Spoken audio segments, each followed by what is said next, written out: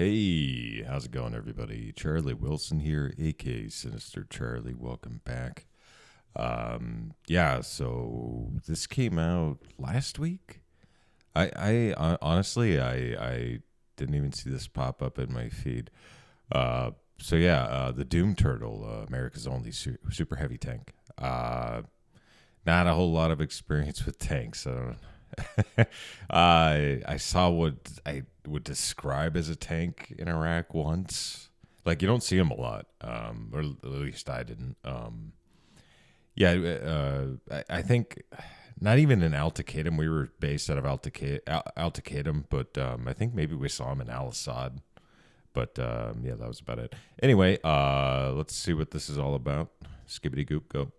Sometimes I like to read several books, get in contact with historians that are experts on the subject, and make a pretty serious video. And other times, I like to get completely unhinged and rant about some stuff that I think is funny. And by sometimes, I mean today, right now. All the time. Right. Today we're talking about my favorite tank. Ladies and gentlemen, America's only super heavy tank, the T-28, aka the Doom Turtle. Now, I said this is my favorite tank, which is a completely unquantifiable metric. Despite that, somebody in the comments is still going to tell me that I'm wrong. So if you think I should have a different favorite tank, go ahead and tell me about it in the comments below, and maybe I'll do a video about that one too. Okay, just to be clear, when it comes to me and things like tanks and planes and guns, favorite is not the best, it's not the most impactful, it's not the most historically relevant, it's just the coolest / dumbest one around, and in my opinion... Oh, sorry. And by the way, like a name like Doom Turtle, I mean, it's got to be a pretty cool tank, right? This is it. So let's go ahead and get into this right after an awkwardly relevant word from our sponsors. This video is brought to you by War Thunder. They've got over 2,500 tanks, planes, and ships, pretty much every military vehicle from World War II until modern times, including all the cool, weird, and obscure ones that may have never even actually seen combat. For example, let's say that I wanted to be the T-28, aka the Doom Turtle, America's only super heavy tank. I can do that. Then I can go over to X-ray mode, look at all the different components, check out all the specs, actually learn about the tank. Then I can hop over and I can customize it. Because let's face it, I don't just want to be the Doom Turtle. I want to be the Doom Turtle covered in bushes so I can try to sneak up on the enemy like I'm a 200,000-pound Wile E. Coyote with a 105mm howitzer for a nose. Then we throw an American flag on one side and some smack talk on the other, and now we're ready to go play the game. Now, once we start playing, the cool part is that it's not like a lot of other games where you just shoot at the other enemy tank and a hit is a hit no matter where it lands. No, in War Thunder, you can take out individual components of the enemy tank. For example, let's say there was a guy on a mobile artillery piece, and that one guy in particular was talking smack. You can address him individually. Or maybe you're approaching an enemy tank and you fire, but your shell doesn't get penetration, and now it takes a while to reload, so you just open fire with your 50 cal right through the window slit, giving their driver a nice metallic face high five. Then, once you get the gun reloaded, you can finish taking out the rest of the crew. Or sometimes you just get that lucky shot where the shell goes straight through the enemy tank and detonates their ammunition. And the best part about all this is that it's free to play on PC, PlayStation, and Xbox. I would hope it's so if you wanted to give it a try, we'll have a link and a discount code in the description down below. And when you use my link, you're going to get all kinds of freebies to get you started off on the right foot. Let's get back to the video. All right, the Doom Turtle. It is a World War II era tank that was designed for one reason and one reason only, and that is to punch through the German Siegfried Line. If you don't know, the Siegfried Line is Germany's western border, where they have essentially tried to fortify it to make it impenetrable to the Allied forces approaching so that they can't break into Germany. It is approximately 400 miles of concrete pyramids known as Dragon's Teeth, making it so tanks and other Allied vehicles can't pass through. Then on the... I want to say that I've seen that before, but that looks pretty... That's pretty cool, man. Yeah, that just looks aesthetically pleasing. The other side of the Dragon's Teeth, you typically had other things that were meant to stop foot soldiers like moats, barbed wire, booby traps, and on the other side of those was over 18,000 bunkers with machine gun, mortar, and artillery positions that were going to, in theory, be able to mow down any ally trying to advance through those obstacles. Now, the American military and government knew about the Siegfried Line pretty much the entire time because German propaganda told them about it, and they portrayed it as completely impenetrable. Some say the best Ace Ventura movie. Is a good argument for that. So the American military in 1943 is like, okay, we're going to come up on the Siegfried Line eventually. Let's go ahead and get a plan in the works on how we're going to address it once we get there. Now, clearly, that plan should not rely on tanks, right? I mean, that's kind of the Siegfried Line's entire MO. It was designed, built, and implemented with the sole purpose of stopping tanks. We should probably do anything other than use tanks, right? Wrong, completely wrong. American engineers got told the Germans built an impenetrable tank fortification, and they're like, fucking bet, we'll see about that. We're going to build a bigger, better tank that's going to drive right fucking through it. America, fuck yeah! So the the engineers got to work. This is called the AT project, and what they came up with was, surely there's spots along the Siegfried line where the German military has a gap where they can drive their vehicles through, right? Has to be there. They can't just have 400 miles and they drive all the way around. There's got to be points where you can pass through it. And obviously those points of passage are going to be the most fortified positions, right? They're essentially going to make a fatal funnel, a choke point where all of the Allied forces have to try to go through a narrow passageway. And on the other side, it's going to be loaded with German 88 anti-tank guns, German artillery, machine guns, mortars, everything. They're going to be able to slaughter anybody that tries to make it through that little tiny narrow passage. To which the American engineers are like, cool, obvious solution. We're just going to make a tank that can't die. Okay, it's going to be so heavily armored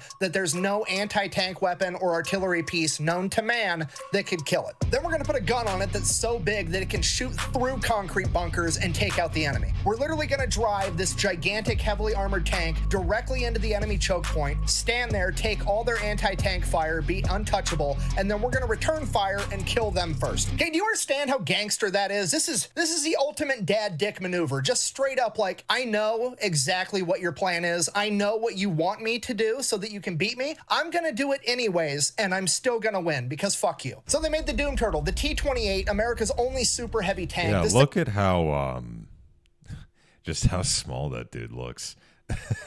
Comparison. That doesn't look like fun to face. Thing is 36 feet long, 10 feet tall, and 14 feet wide. 10 it has feet 12 tall. inches of armor on the front, and it's weighing in at 95 tons. Okay, approximately 210,000 pounds. Okay, the human mind can't comprehend how heavy this tank actually is. It literally weighs as much as a blue whale, which also isn't helpful because most people haven't seen a blue whale. Okay, so it's like, what's my calculator? Toyota Corolla is like 3,000 pounds. Okay, it's like 70 Toyota Corollas, okay? This entire thing is like an entire parking lot got a gun strapped to it, and now it's coming to kill the enemy. Speaking of gun, they went with a 105 millimeter gun, okay? That is field-grade artillery. This is literally a howitzer that they strapped to the front of this metallic blue whale. Okay, if you're not picking up what I'm putting down, I'm trying to tell you this thing is basically the Narwhal of death, all right? Which raises a question, why on earth did they go with the Doom Turtle and not the Narwhal of death? Well, it's because this thing's slow as shit, which is really the downfall of this tank, because somebody basically said, hey, we're going to build a 200,000 pound tank, and then we're going to put the same V8 engine in it that the M4 Shermans have. Yeah, the Doom Turtle is rocking a 500 horsepower V8 Ford engine, okay? Just for the record, if you don't know much about engines or horsepower, Dodge is out here making minivans with 1,000 horsepower that weigh 5,000 pounds, and the DOD thought it would be a good idea to stick a 500 horsepower V8 inside of a tank that weighs as much as a blue whale. Okay, the Doom Turtle's coming at you at the speed of mock potato. Pedal to the metal, balls to the wall. This thing maxes out at 8 miles an hour. So clearly they're going to have to transport this thing all the way to the Siegfried line, right? If they land this thing on a beach in Normandy and let it drive all the way across France, it's going to take like 3 years to get there. And this is actually why the Doom Turtle has a unique look of having 4 sets of tracks instead of just 2 very wide sets of tracks like a normal super heavy tank would. And that's because those 2 outermost tracks come off and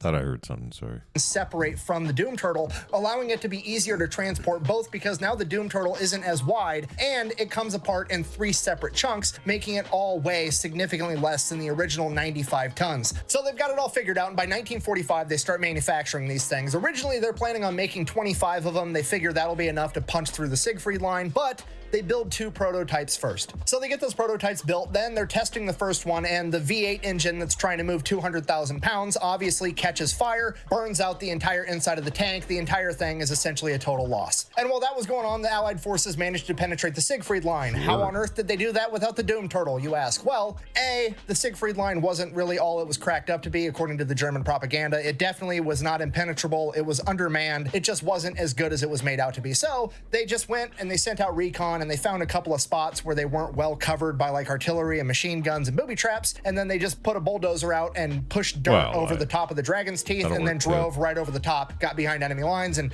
took everybody out. Yeah, the Germans spent God knows how much money and man hours building this 400-mile stretch of concrete booby traps, and they got outdone by a couple of rednecks with a bulldozer. So because of that, the Doom Turtle simply just wasn't needed anymore, so they stopped the project. There was one survivor. Yeah, you'd think you would have heard about the tank if it had been completed and used, but I guess not. prototype. They gave that over to Aberdeen Proving Ground, and they used that basically as a giant weight to test transportation equipment because, well, it was the heaviest tank they had, and if it could move the Doom Turtle, it could move anything else, so they used it for that for a little while. Then, one day, somebody just parked it in a field, and everybody forgot about it. A little while after that, people started asking questions. Historians, the public, museums, like, hey, where's that badass tank? We want to preserve it. We want to save it. It's a part of history. We want to stick it in our museum. Indeed. Let me have it so I can take care of it. And the Army's like, I don't know, bro. We lost it. Okay, now on one hand, to be fair, I'm pretty sure I know exactly how this happened. They just like had a couple of dudes go park it. They made it take all day. They parked it off in a field. Those dudes like retired. They left. They moved on. And then nobody remembered where it got parked. Okay, like I'm sympathetic to that. I understand how it happened. But on the other hand, how the fuck do you lose a 200,000-pound tank that there's only one of? Like, I would understand if you were like, oh, hey, we misplaced a Sherman tank because America made like 50,000 of them, right? But no, this isn't a Sherman tank. It's twice the size of a Sherman tank, and there's only one of them. So somebody's got to have that tank, right? Like, somebody's hiding that. I bet you it's worth a lot of money. Okay, you could park it in a parking lot full of tanks and you would still be able to find it. How on earth did you manage to lose a blue whale with a gun attached to it, okay? Dude, where's my car? Where's your car, dude? Sorry, where's my car? So whenever I see that movie, I cringe. I cringe a little. that's it. It's just gone. It's MIA for the next 27 years. Nobody has any clue where this thing is at. And then one day, some hunter is out in the woods near a military base hunting, and he's like, hey, there's a fucking tank sticking out of those bushes. Dude, there's your car. Yeah, you guys thought I was being silly earlier with that War Thunder ad, didn't you? When I stuck a couple of bushes on this giant tank and pretended like that was going to conceal it. Well, history's on my side now because this bitch was incognito for 27 years because it had a couple of bushes on it. What now? So the hunter goes to the Army. He's like, hey, I found this weird looking tank in the bushes. And they're like, oh shit, we've been looking for that thing. So the Army then takes the tank. They give it to a museum in Fort Knox. So it's on display there for a little while. And then they decide that they're going to move it from Fort Knox to Fort Benning or Fort Moore Freedom, whatever the fuck it's supposed to be called now. The home of the infantry. They decide they're going to move it to the Infantry Museum at the home of the infantry. So they throw it on the HET trailer, the heavy equipment trailer, and they tow it all the way to Georgia. While they're towing it there, apparently they take a turn too hard and it breaks the chains off the HET trailer and the entire main cab of the tank flies into the ditch. Now, granted, it was just the main cab of the Doom Turtle, so it didn't have the two outermost tracks, which is like a significant amount of weight, but still, the main cab is 60 tons flying off your trailer into the ditch, so that's terrifying. Obviously, the Doom Turtle, completely fine. The paint got scuffed, no big deal. Get it back on the trailer, they get it where it's going. Now, here's my issue. I know for a fact that there are pictures of the Doom Turtle in a ditch somewhere in Georgia. I need those pictures. Someone has them on their cell phone. This happened in like 2017, 2018, 2019, somewhere around there. Pictures. I know one of the drivers in that convoy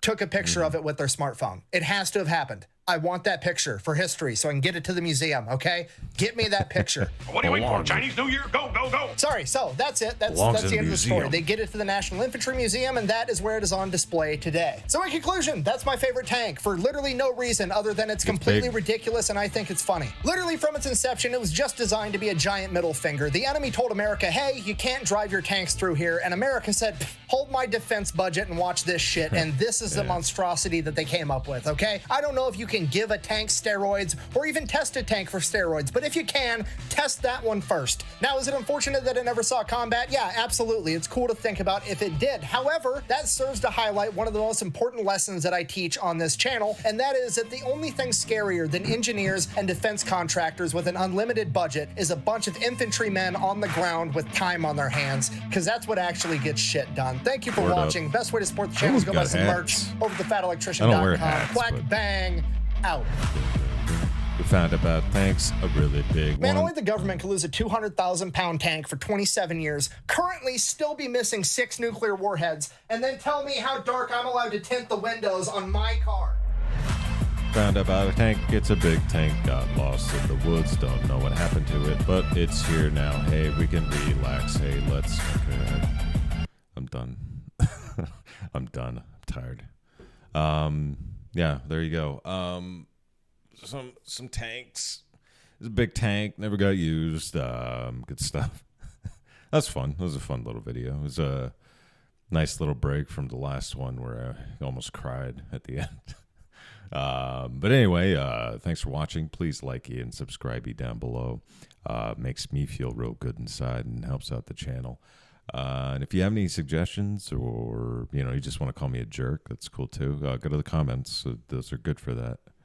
So anyway, yeah, thanks. Bye.